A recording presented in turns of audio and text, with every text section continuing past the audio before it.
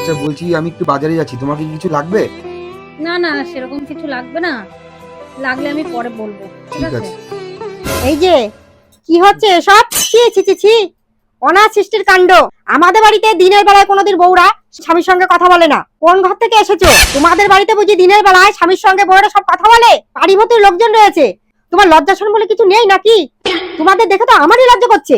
এই, তুই বউকে কি কোনো কিছু বলিসনি? তুই এখন মধ্যে দেখেছিস আমাদের এই বউরা এরকম করেছে কোনোদিন? কারোর সঙ্গে দাঁড়িয়ে দাঁড়িয়ে এখন দিনের বেলা কথা বলছে স্বামীর সঙ্গে, দেখেছিস তুই? দেখো মা, তুমি তো আমার কোনো কথাই শুনছো না।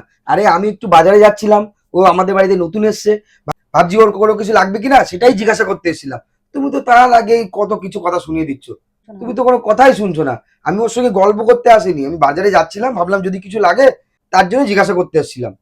দুদিন বউ নয় আসতে তোমার মাথাটা বউ একদম চিবিয়ে খেয়ে নিয়েছে। মায়ের মুখে মুখে তর্ক করছো? বাহ বাহ বাহ বাহ, খুব ভালো খুব ভালো। সত্যি। আর এই যে, আর তুমি দুদিন বাড়িতে নয় আসতে আমার ছেলের মাথাটা চিবিয়ে খেয়ে নিয়েছো। এই শোনো, বাবার বাড়ি থেকে যা পেটে নিয়ে এসেছো না, কথাবার্তা সব শিখে তুলে দাও। একটা কথা কান খুলে তুমি শুনে রাখো, মাথার ঘুমটা যেন কখনো মাথা থেকে না নড়ে, বলে দিলাম।